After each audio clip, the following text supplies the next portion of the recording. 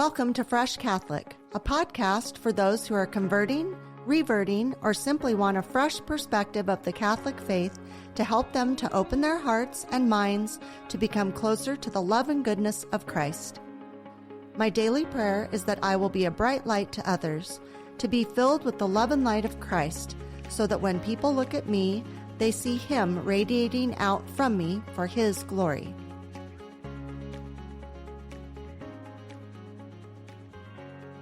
Hello and welcome. I'm Lori Balderas, and I'm so happy you're here. I have just some Fresh Catholic news. I will be speaking at the Friday night live event for the Young Adult Ministry on Friday, April 28th at 7 o'clock at Our Lady of the Assumption Church in Ventura. Yay! I'm so excited they invited me. There will be music and adoration as well as me talking. Please come and see me and bring your friends and family. It's an open event. So if you come afterward, come up and introduce yourself, and I would love to meet you. So I hope you can come to that. I'm really excited. Also, I have a new YouTube channel. So my husband designed a beautiful new YouTube channel for me. Please follow me on Instagram and YouTube at Fresh Catholic. And then if you want to follow me on Facebook, it's Fresh Catholic. I have been putting little 30-second videos on social media, and also those 30-second videos will be going on the YouTube channel. And I would appreciate it if you will listen, like, subscribe, and share on social media and YouTube. So today we're going to talk about miracles. I love miracles. Have you ever experienced a miracle? Do you think you would like to? I know I have, so I think it's kind of a cool subject. Kind of like angels. I thought angels was such a wonderful subject, and this reminds me a lot of that. So I know people like to tell stories about angels, and that's one reason I wanted to do this also, is to encourage you to reach out to me if you have angel stories and miracle stories. You can reach me at lori@freshcatholic.com, and I would like to do other episodes about those. So these are just the beginning. Anyway, it's kind of interesting because when I was preparing for this podcast, I had someone who I've been praying for a miracle for a long time now, and I know she and her husband have been praying for a miracle as well. So I thought it was very perfect that in the middle of the night, when I was preparing this for this week, I got a text from my friend Katie, who is one of my brides that I had, and she has been trying to get pregnant and have a baby, and they've had many losses along the way. And so she texted me in the middle of the night and said that she was in the hospital having her miracle baby.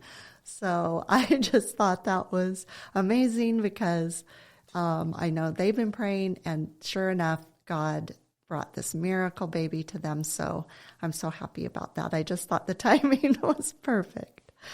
I have personal miracle stories that I'll be talking about, but first I would like to talk about the miracles in the Bible. So first of all, the definition of a miracle, according to Wikipedia, is an event that is inexplicable by nature or scientific laws, and accordingly gets attributed to some supernatural cause. The word miracle is usually used to describe any beneficial event that is physically impossible or impossible to confirm by nature. The Catholic Church believes miracles are works of God, either directly or through the prayers and intercession of a specific saint or saints. There is usually a specific purpose connected to a miracle. For example, the conversion of a person or persons to the Catholic faith, or the construction of a church desired by God. So Jesus performed 37 miracles. I think there was probably more than that, but that's what was documented. 5 had to do with food or drink, such as the wedding at Cana, where he turned water into wine. Another one was twice when Simon Peter was fishing with no success. Suddenly, there were more fish than Simon Peter could handle. When Jesus fed the 5,000, and also when he fed the 4,000, when he miraculously turned these small amounts of bread and fish into enough to feed the 5,000 and the 4,000. 5 miracles had to do with casting out demons, such as driving out demons in a man in Capernaum, healing a Gentile woman's demon-possessed daughter, healing a boy with an unclean spirit. He healed a blind mute demoniac. He also cast demons out of 2 other demoniacs and sent the demons into a herd of swine, and then they rushed down a steep hill into the sea where they were drowned. 4 miracles had to do with nature, such as when Jesus calmed the storm at sea. What sort of man is this whom even the winds and sea obey? When Jesus walked on water, he asked Peter to come to him and not be afraid, but he started walking on the water, and Peter suddenly became scared and doubted and started to sink. And Jesus said, "O you of little faith." When there was the finding of the coin inside of a fish's mouth for the temple tax was another miracle. And even the withering fig tree, a hangry Jesus, when finding no fruit on a fig tree, immediately made it wither, to bear no fruit. 20 miracles had to do with healing, such as men, women, and children who were sick, crippled, paralyzed, bleeding, deaf, blind, mute, and suffering from leprosy. He quickly and miraculously healed them from sometimes years and years of suffering.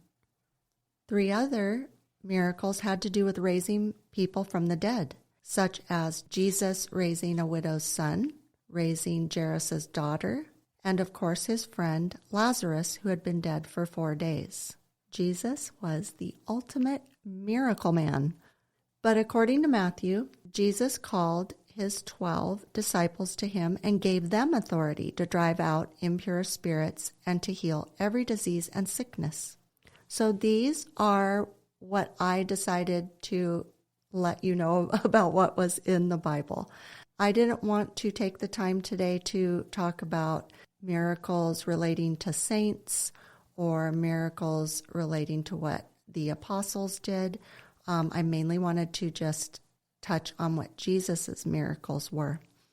I also would like to say the stories about the miracles that have happened in my life. So here's a few. I've spoken about this in another podcast, but when I was married before, I got pregnant with my oldest son, Taylor, when I wasn't married yet. I wasn't Catholic.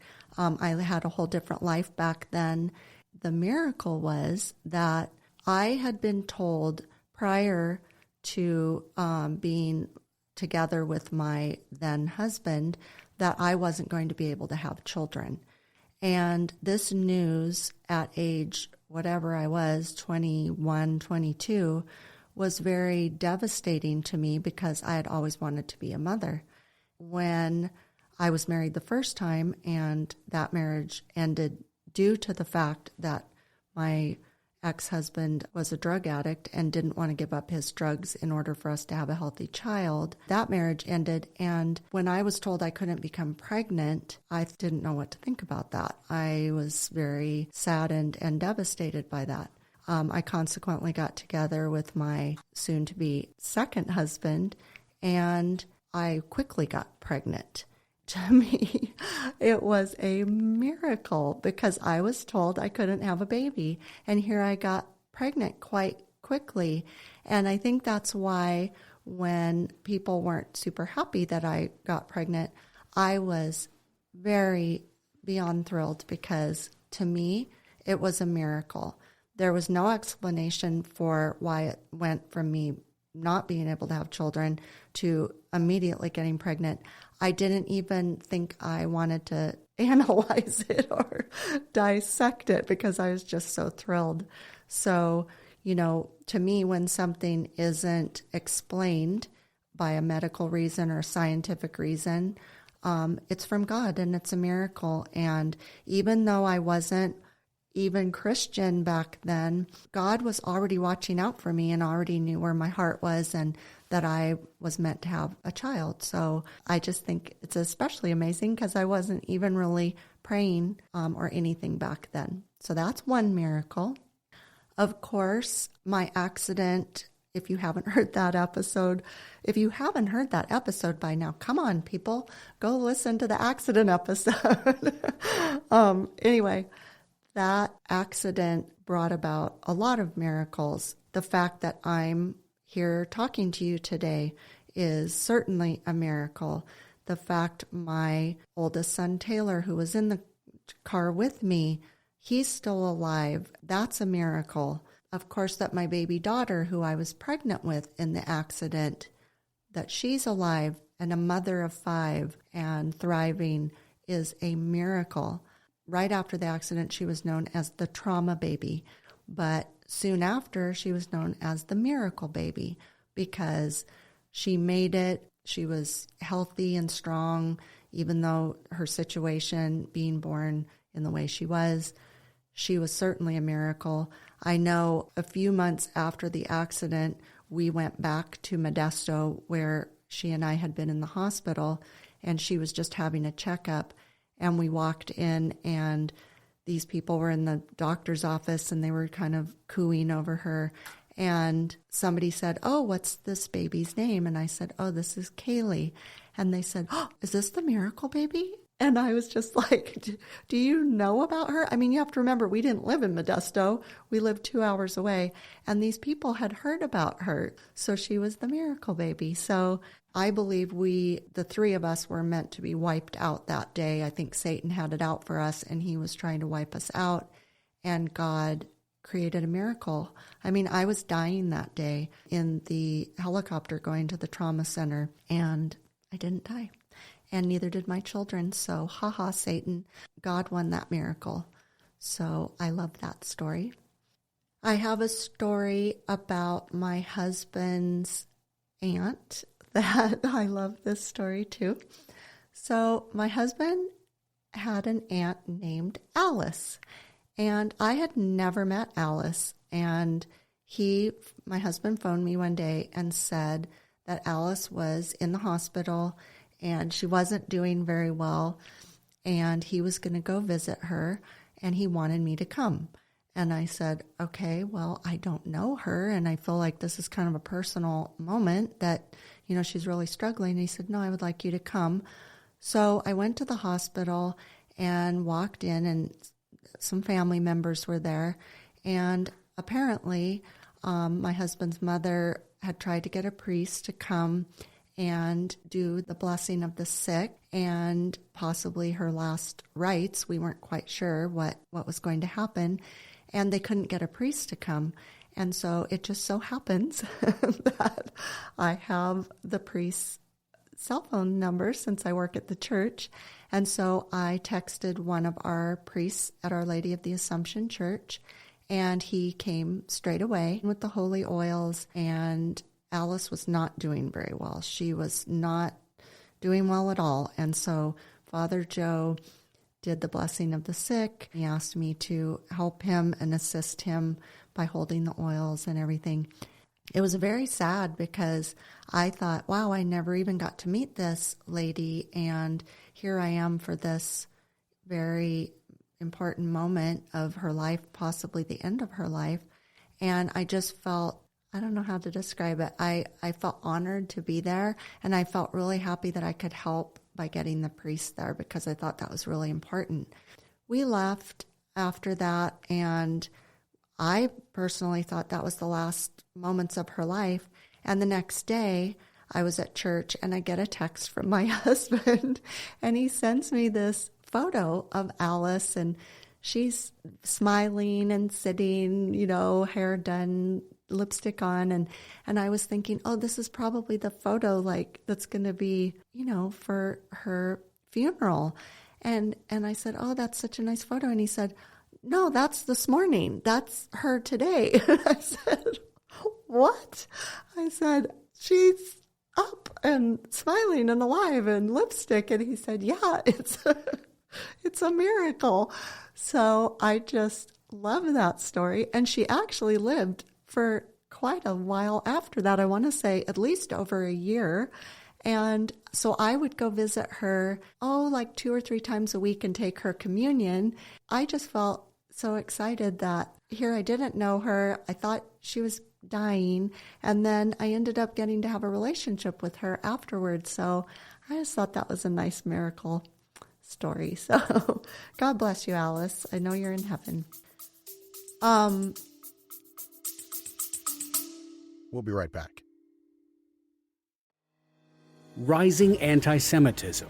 New generations redefining how they connect with Jewish traditions. Changing dynamics among Jews around the globe. Take a deep dive into these topics and more on Mosaic, Exploring Jewish Issues, the podcast brought to you by the Jewish Federation of Palm Beach County. Hear from the thought leaders, politicians, scholars, and artists at the forefront of Jewish life today. Subscribe to Mosaic, Exploring Jewish Issues, wherever you listen to podcasts.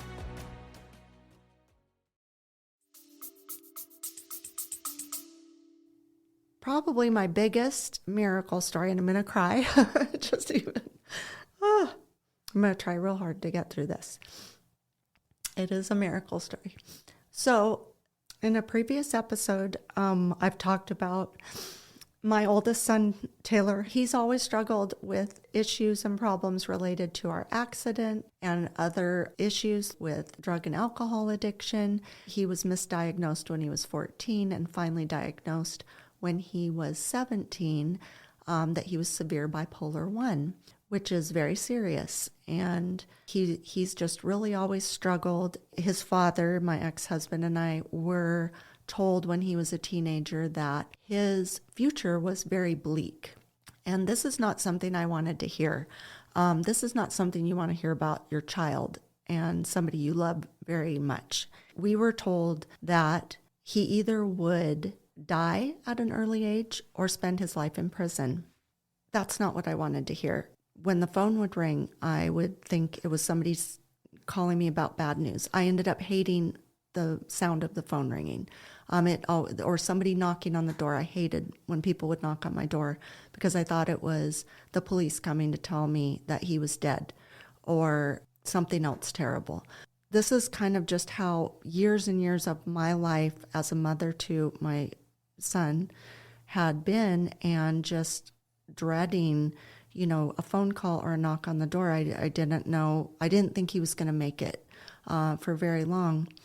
And then some things started turning around, and he has a beautiful person in his life, Chloe, his wife.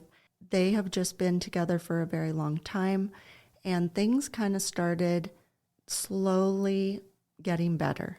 And I still was not at ease. I still wasn't feeling good. I still, was never feeling comfortable. I was always still waiting for that phone call. I couldn't relax. I couldn't feel peace. And he and Chloe got an opportunity to move out of state. And at first I didn't want that because I didn't want to be away from him, and I wanted to be able to be close by if something happened. But ever since they moved, and I pray for Taylor, I've prayed incessantly for Taylor.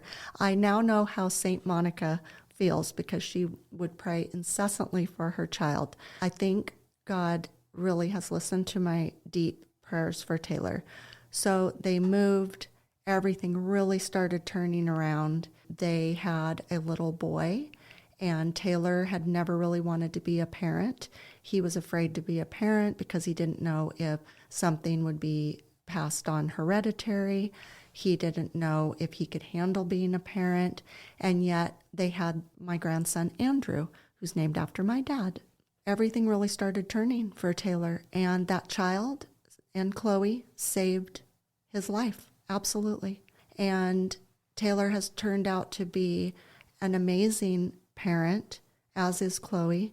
Since then, they've had another baby, Juniper Ann.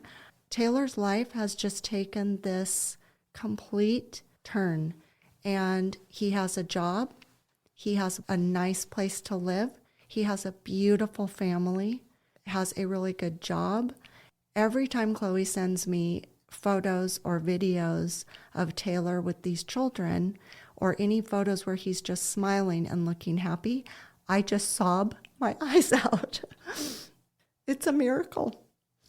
They came to visit last summer, and I hadn't seen them in 2 years, and I hadn't seen him really interacting with his children before. And watching him as a father, and such a loving, kind, patient father, just, I can't express enough that that's absolutely the biggest miracle of my life, is to see my child who was so struggling, so drowning, with no hope. That's a devastating thing for not just me, but for him, for our whole family. And the fact that God has just made this miracle of bringing these children into his life, they've completely turned his life around, and God is what did that. And God brought Chloe to him, and God provided that situation for him to move, and God provided those beautiful children to give him purpose and to make him feel needed and necessary. And it's just beautiful. Keep sending those videos to me, Chloe, because it's a miracle. I think God gives us miracles to show us that he's here. He's with us. He's present. He's listening to us.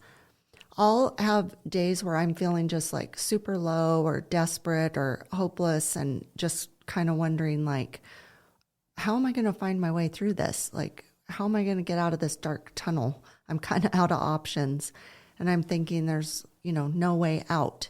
And I know sometimes when I'm praying for other people, I think, gosh, I really hope that they find their way out of this, And then I just kind of feel like God waits. Obviously, he has the best timing, and he waits for just the right moment, and then bam,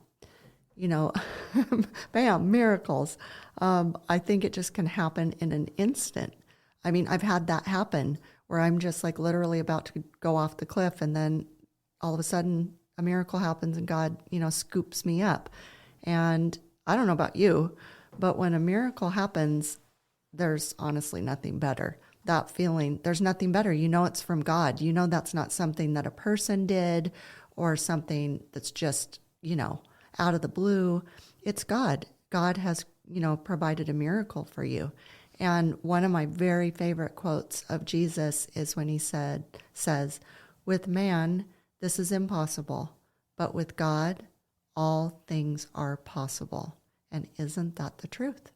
So I also feel there was another miracle that I experienced that was after my car accident, and I was still healing, and I wasn't doing super great, and I got pregnant with my third child, Cody. And I didn't think I was going to be able to have more children, and certainly I didn't think I would be able to do it, naturally.